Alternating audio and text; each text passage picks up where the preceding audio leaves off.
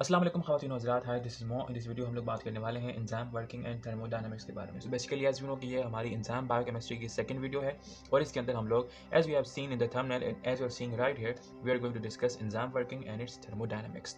तो बेसिकली इस वीडियो में हम लोग ये समझेंगे, मतलब कि हमारी इस वीडियो का एम ये है कि बेसिकली हम ये समझें कि बेसिकली एंजाइम जो कि आपके पास एक बायो कैटलिस्ट होता है उसका बेसिक आपको क्या फ़ायदा होता है, और उसको समझने के लिए हमारे पास यहाँ पर दो सिनेरियो हैं कि पहले हम लोग नॉन एंजाइमेटिक रिएक्शन को देखेंगे कि उसकी क्या कॉम्प्लेक्सिटी है, क्या क्या प्रॉब्लम्स हैं, क्या क्या उसके वीक पॉइंट्स हैं, और फिर हम लोग ये देखेंगे कि जो आपके पास एंजाइम है वो उन प्रॉब्लम्स को सॉल्व कैसे करते हैं और अपनी इंपॉर्टेंस लिविंग सिस्टम में किस तरह से क्रिएट करते हैं। सो आइए बगैर किसी देर के डिस्कशन को स्टार्ट करते हैं। सो बेसिकली जब भी अगर हम लोग बात करें नॉन एंजाइमेटिक रिएक्शन की, non enzymatic reaction, non enzymatic reaction, अच्छा याद रहे we are discussing biological reactions, biological reactions, and all the biological reactions involve your biomolecules, मतलब कि प्रोटीन, कार्बोहाइड्रेट्स, लिपिड वगैरह, न्यूक्लिक एसिड वगैरह, राइट। अच्छा, लेकिन बात याद ये रहे कि जितने भी आपके पास बायोमोलिक्यूल्स हैं दे आर हाईली स्टेबल,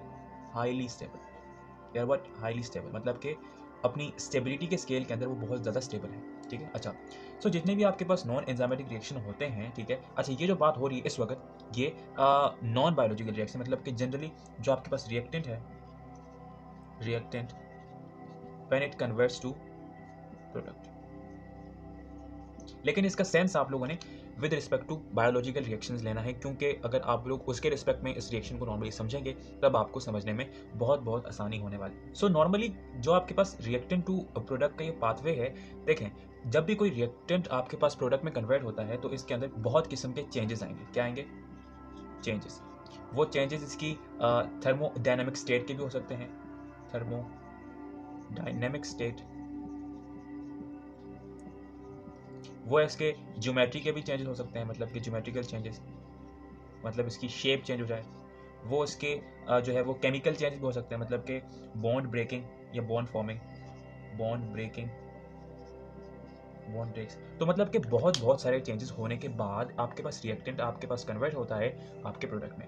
अच्छा, अब अगर बात हो ही रही है थर्मोडायनामिक्स की, तो यहाँ पर एक बहुत ही इंपॉर्टेंट चीज़ है जिसको आप लोग कहते हैं गिब्स फ्री एनर्जी, बिकॉज जितना भी हम लोग थर्मोडायनामिक्स डिस्कस करने वाले हैं वो इसी गिब्स फ्री एनर्जी के रिस्पेक्ट में हम लोग डिस्कस करने वाले हैं। What it is Gibbs free energy, जिसका सिंबल आपके पास कुछ यूँ होता है, डेल जी नॉट, ये आपके पास गिब्स फ्री एनर्जी का सिंबल है। अच्छा, ये थोड़ा सा मतलब कि जनरली आपको ये डेल जी देखने को मिलेगा। अच्छा, अब ये होता क्या है इसको हम लोग थोड़ी देर में डिफाइन करते हैं, लेकिन इस केस में मतलब कि इस लेक्चर के केस में और आपके पास बायोकेमिकल केस में जो आपके पास डेल जी का सिंबल है यानी गिब्स फ्री एनर्जी चेंज, अच्छा ये क्या है? ये चेंज है, ये आपको कुछ यूं मिलेगा। What it is? It's Gibbs free energy change. So if we talk about Gibbs free energy, so basically it is defined as, according to thermodynamics, a quantity that is used to measure the maximum amount of work done in a thermodynamic system when temperature and pressure are kept constant. ये आपके पास Gibbs free energy की definition है with respect to physics, with respect to thermodynamics. But I know as far as biochemistry and biology is concern, आप लोग bio field से होंगे, मतलब कि प्री मेड से होंगे, तो आपको ये आपके पास जो डेफिनेशन है वो कुछ खास अच्छी तरह से समझ नहीं आने वाली। लेकिन आप लोग इस केस में, मतलब कि बायोकेमिस्ट्री के केस में गिब्स फ्री एनर्जी को आप लोग ये कह सकते हैं कि किसी भी मॉलिक्यूल की जो ग्राउंड लेवल के ऊपर, जो उसकी ग्राउंड स्टेट के ऊपर उसकी जो टोटल एनर्जी होती है उसको आप लोग गिब्स फ्री एनर्जी कंसीडर कर सकते हैं। याद रखिएगा, it is not equals to that definition, मतलब कि total energy and Gibbs free energy are different things, but you can understand because बहुत हद तक वो सिमिलर हो जाती हैं आपके पास बायोकेमिस्ट्री के अंदर। सो आपके पास गिब्स फ्री एनर्जी क्या है? Gibbs free energy is the total energy of any chemical species in its ground state, और Gibbs free energy change क्या है?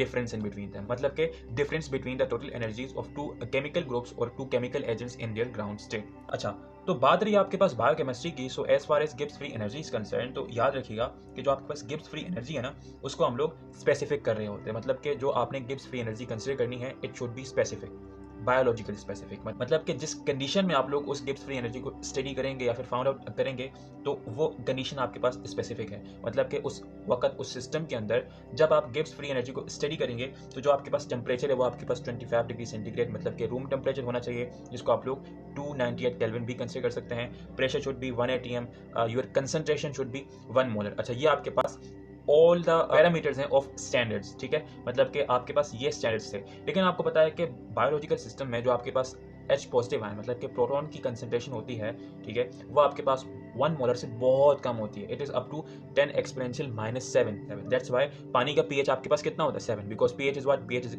Equals to negative log of the concentration of H positive ion. तो मतलब कि जो आपके पास नॉर्मल कंसंट्रेशन है लिविंग सिस्टम की वो 1 मोलर से बहुत कम होती है। तो हम लोगों ने इसको, जो आपके पास ये स्टैंडर्ड था, इसको हम लोगों ने बायोकेमिकल स्टैंडर्ड कर दिया, बिकॉज अब इसमें जो आपके पास कंसंट्रेशन है किसी भी चीज़ की वो 1 मोलर से थोड़ी सी कम है और वो विद इन द लिमिट्स है ऑफ दैट बायोलॉजिकल सिस्टम। और अब जो आपके पास ये नया स्टैंडर्ड बना है इसको आप लोग कहते हैं biochemical standard Gibbs free energy, जिसका symbol as you can see on the screen, ये आपके पास उस biochemical standard Gibbs free energy का सिंबल है। सो ये थी आपके पास गिब्स फ्री एनर्जी। अच्छा, सो जहाँ तक बात रहती है रिएक्टेंट टू प्रोडक्ट कन्वर्जन की, so we want change of thermodynamics, change of geometry, change of bond breaking. तो इस सब को होने के लिए आपको पता है कि बहुत सारी एनर्जी की रिक्वायरमेंट होती है। What you need energy. अब ये जो आपके पास एनर्जी है जिसने ये सब काम करवाने हैं, अब इसकी कुछ ना कुछ सोर्स होती है जहाँ से वो एनर्जी आती है, और जब वो एनर्जी उस रिएक्टेंट की स्पीशी को मिलती है तो वो ये तमाम के तमाम जो चेंजेस हैं वो ला सकती है। सो अगर हम लोग ड्रॉ करें हल्का सा जो आपके पास गिब्स फ्री एनर्जी और रिएक्शन कोऑर्डिनेट्स के दरमियान का जो ग्राफ है, बिकॉज वहाँ से आपको ये जो एनर्जी रिस्पेक्ट में जितनी भी स्टडी है किसी भी रिएक्शन की वो आपको बहुत अच्छे से अंडरस्टैंड हो पाएगी। इसको बाद में हम लोग आइदर हेल्प ऑफ पिक भी स्टडी करेंगे, but let us draw first of all the graph in between reaction coordinates and the Gibbs free energy. तो यहाँ पर आपके पास आते हैं रिएक्शन कोऑर्डिनेट्स, ठीक है, और यहाँ पर आपके पास आती है गिब्स फ्री एनर्जी।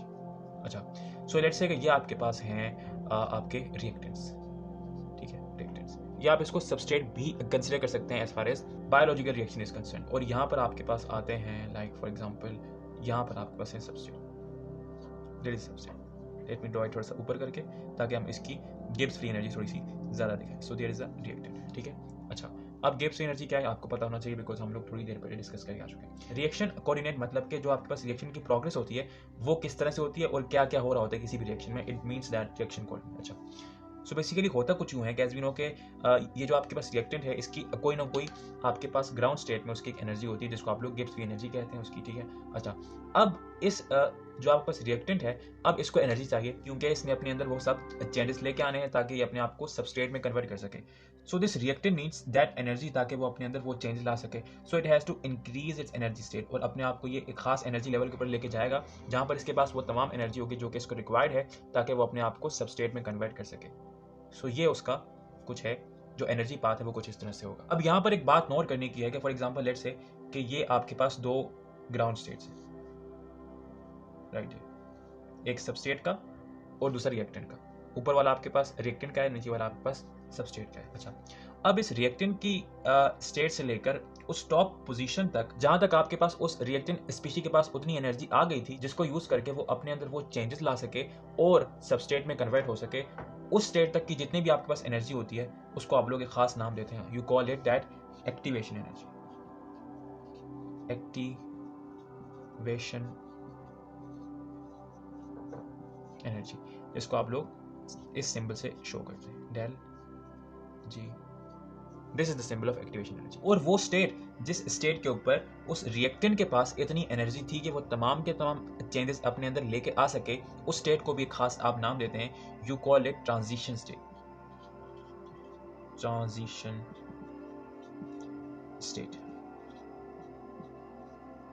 सो अगर हम लोग इन दोनों की एक्चुअल डेफिनेशन के ऊपर बात करें, यहाँ पर तो हम लोगों ने ये एक्सप्लेन किया ना कि असल में इसका फंक्शन क्या है। ट्रांजिशन स्टेट वो स्टेट होती है जहाँ पर उतनी एनर्जी आ जाती है किसी भी रिएक्टेंट स्पीशी के पास या फिर उस कॉम्प्लेक्स स्पीशी के पास, बिकॉज इस स्टेट के ऊपर ना ही आपके पास रिएक्टेंट है और ना ही आपके पास सबस्ट्रेट है, ये इन दोनों के बीच के हैं। तभी इसको आप लोग यहाँ पर इस पॉइंट के ऊपर जो भी आपके पास स्पीशी होती है उसको आप लोग एक खास नाम देते हैं, you call it intermediates, reaction intermediate. इसको हम लोग जब एंजाइमेटिक रिएक्शन को डिस्कस करेंगे तब हम लोग इसको डिटेल में देखेंगे, लेकिन इस पॉइंट के ऊपर आपके पास होते हैं intermediates.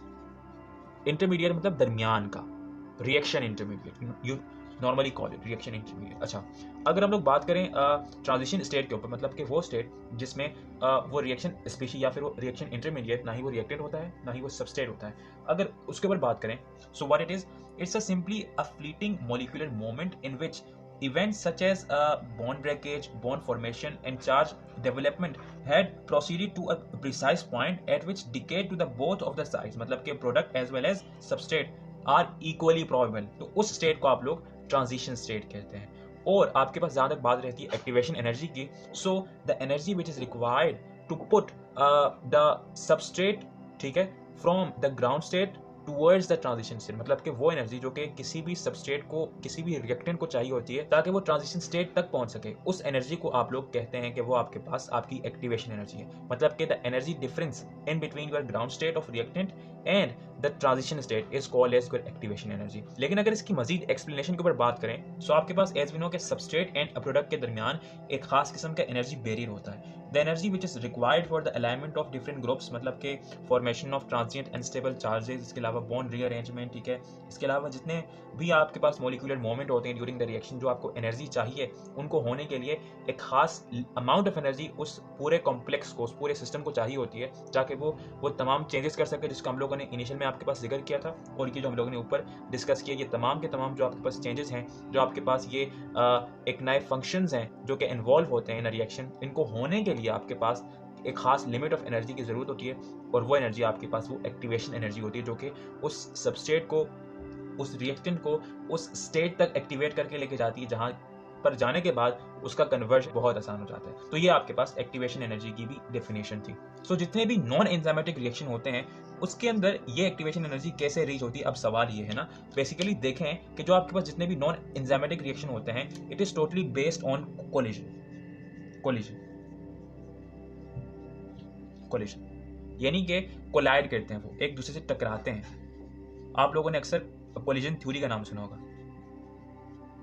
Collision theory, because as we know कि जब भी कोई मॉलिक्यूल इस तरह से एक खास वेलोसिटी से आ रहा होता है, वेलोसिटी, ठीक है, ऐसे फॉर एग्जांपल ये v1 है, तो एज वी नो कि इस मॉलिक्यूल का मास भी है, ठीक है, और अगर मास वेलोसिटी से मल्टीप्लाई होता है तो it is equals to kinetic energy. What is kinetic energy? मतलब कि इसकी खास काइनेटिक एनर्जी होती है. तो जब भी किसी दूसरे आपके पास मॉलिक्यूल के साथ टकराता है जो कि भी आपके पास इस तरह से एक खास वेलोसिटी से आ रहा होता है, जिसके पास भी एक खास किस्म की काइनेटिक एनर्जी होती है, तो जब ये दोनों मॉलिक्यूल आपस में टकराते हैं, तो जब एनर्जी आपस में टकराती है तो वो जो आपके पास कोलिजन होती है और उस कोलिजन से आपके पास जो एक हीट, एक एनर्जी जनरेट होती है, वही आपके पास इन दोनों सबस्ट्रेट्स को, अगर ये सबस्ट्रेट हैं या फिर रिएक्टेंट हैं, इनको उस हायर एनर्जी स्टेट तक लेके जाती है जिसको आप लोग ट्रांजिशन स्टेट कहते हैं, जहां से वो सबस्टेट में कन्वर्ट हो सकते हैं. मतलब कि in non enzymatic reaction mostly आपके पास जो एनर्जी है it is based on this collision, कि मोस्टली आपके पास इस वक्त ये जो आपके पास ये मॉलिक्यूल हैं, ठीक है, रिएक्टेंट्स के, या आपके पास ग्राउंड स्टेट में व्हेन इट कोलाइड्स, तो एज वी नो कि उनकी एनर्जी में थोड़ा बहुत इजाफा होगा. तो जब वो इजाफा होगा सो वो आपको जो एनर्जी में इजाफा है वो इनको यहाँ तक लेके जाएगा और फिर वहाँ से सबस्टेट में कन्वर्जन इनकी हो जाएगी. लेकिन मसला ये है कि एज वी नो कि आपके पास बायोलॉजिकल रिएक्शंस आपके पास इन्वॉल्व करते हैं बायोमोलिक्यूल्स को, और my dear friends, biomolecules are what? Highly stable. तो अगर एंजाइम नहीं होंगे तो मोस्टली बायोलॉजिकल रिएक्शन का जो आपके पास ये कोलिजन थ्योरी से रिएक्शन करने का जो फंडा है वो नहीं चलेगा. बिकॉज याद रखें कि biological reaction apart from this energy, मतलब कि एनर्जी के अलावा भी उनका एक और मसला है कि they are very very specific towards their stereochemistry, यानी they are stereo specific. What? आपके पास जो बायो रिएक्शंस होते हैं, मतलब कि उनको होने के लिए ये लाजमी है कि जो आपके पास जितने भी रिएक्टेंट हैं वो एक खास एंगल से, एक खास पोजीशन से एक दूसरे के साथ रिएक्ट करें ताकि वो सबस्ट्रेट आपस में कन्वर्ट होके, मतलब कि आपस में रिएक्ट करके वो प्रोडक्ट में कन्वर्ट हो सके. So because of all this reasons, जितने भी आपके पास जो नॉन एंजाइमेटिक रिएक्शंस हैं specially inside this biological system, वो बहुत ज़्यादा एफिशिएंट नहीं होते हैं. एंड एज वी नो कि मोस्टली उनकी एक्टिवेशन एनर्जी इतनी होती है कि वो आपके पास जो नॉर्मल कोलिजन है वो उसको वहाँ पर लेकर नहीं जाती, और विदाउट एंजाइम मोस्टली आपके पास जो बायोलॉजिकल रिएक्शन है वो हो ही नहीं पाते. तो दैट्स वाई अगर एक स्टेट है ना कि अगर आपकी स्टमक में एंजाइम्स ना हो तो आपका जो फूड है वो डाइजेस्ट होने में मिलियंस ऑफ ईयर लेगा. मतलब कि आपका फूड जो कि ऑलमोस्ट घंटों में डाइजेस्ट हो जाता है, it will take up to million years to actually break down into their components.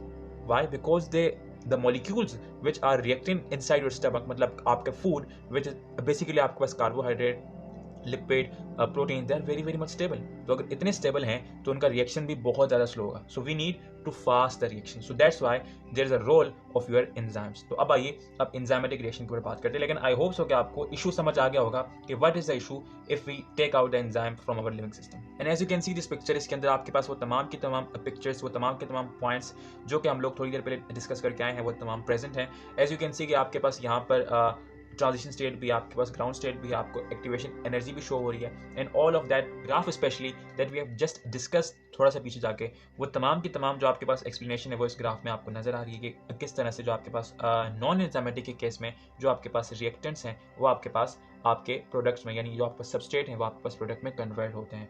सो अब आइए डिस्कशन को स्टार्ट करते हैं एंजाइमेटिक रिएक्शन के केस में क्या होता है। सो आइए डिस्कस करते हैं। सो अब आइए बात करते हैं एंजाइमेटिक रिएक्शन के बारे में। एंजाइमेटिक रिएक्शंस, अच्छा, एंजाइमेटिक रिएक्शन वो कि जिसमें आपके पास सबस्ट्रेट के साथ साथ आपके पास आपके एंजाइम भाई हैं। अच्छा, सो अगर नॉर्मली हम लोग इसका एक जनरल इक्वेशनल ओवरव्यू लें तो होता कुछ यूँ है कि जो आपके पास एंजाइम है वो आपके पास सबस्ट्रेट से इंटरेक्ट करते हैं and they form enzyme substrate complex. They form what? They form enzyme substrate complex. ये आपके पास एक किस्म का रिएक्शन इंटरमीडिएट है, रिएक्शन इंटरमीडिएट। अच्छा, देन ये जो आपके पास ES कॉम्प्लेक्स है ये आपके पास कन्वर्ट होता है इनटू एंजाइम प्रोडक्ट कॉम्प्लेक्स। ठीक है, ये भी आपके पास एक किस्म का रिएक्शन इंटरमीडिएट है। और फिर ये जो आपके पास एंजाइम प्रोडक्ट कॉम्प्लेक्स है ये आपके पास टूट जाता है इनटू एंजाइम प्लस प्रोडक्ट के अंदर, और इस तरह से आपके पास एक सबस्ट्रेट जो है प्रोडक्ट में कन्वर्ट हो जाता है। और जो आपके पास एंजाइम है वो जिस तरह से अंदर गया था, ठीक है, वो उसी तरह से बाहर आ जाता है without any kind of change. ये आपके पास एक नॉर्मल एंजाइमेटिक रिएक्शन का ओवरव्यू है। Right, before talking on to the pathway, अच्छा, तो आपके पास रिएक्शन इंटरमीडिएट है वो क्या होता है? याद रखिएगा, reaction intermediate is a kind of transition state species. Transition state species मतलब कि ये जो आपके पास रिएक्शन इंटरमीडिएट्स होते हैं ये इन बिटवीन, मतलब कि ट्रांजिशन स्टेट के आगे पीछे आपको मिलेंगे स्पीशी। और इसकी जो आपके पास टिपिकल डेफिनेशन है, इट इज दैट के any chemical species, any chemical species during transition state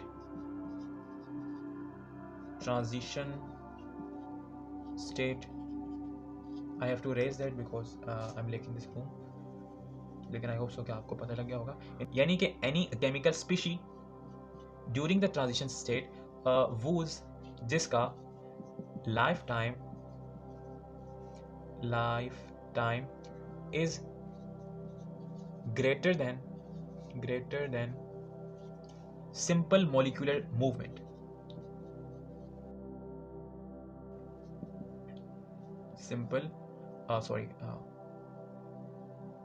Molecular movement।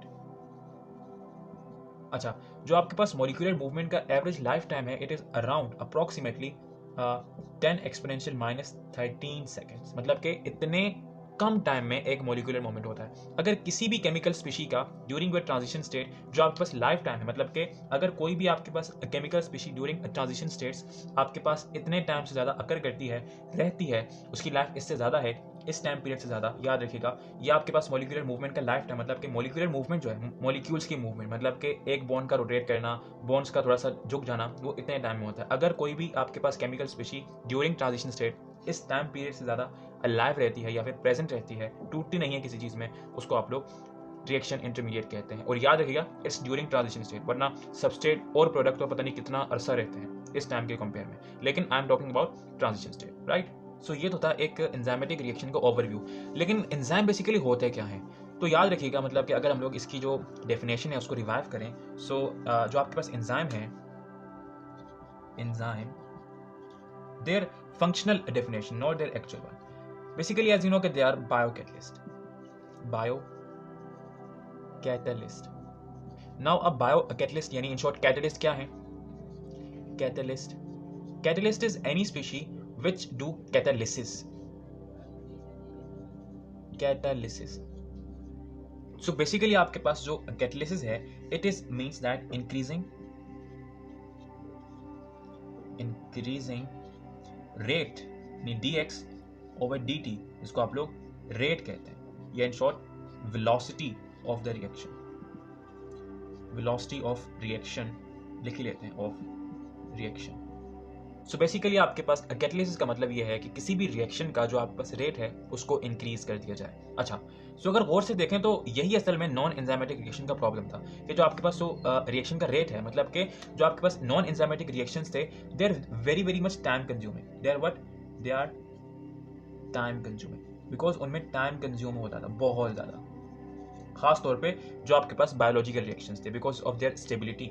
अच्छा, अब टाइम क्यों कंज्यूम होता था? It is because of all the things which we have discuss in the previous portion के आपके पास उनकी जो एक्टिवेशन एनर्जी होती है वो बहुत ज़्यादा होती है, और उनकी जो नॉर्मल कोलिजन होती है it's not that much enough के वो उनको उतनी हाई एनर्जी स्टेट तक लेके जाए। That is the reason of the slow rate of the reaction, यानी कि slow velocity of the reaction. अच्छा, अब आइए थोड़ी सी बात करते हैं रेट के ऊपर। क्या आपके पास जो रेट ऑफ रिएक्शन है उसकी डेफिनेशन क्या है और उसके पीछे की थोड़ी सी साइंस है, अब आइए उसको समझते हैं।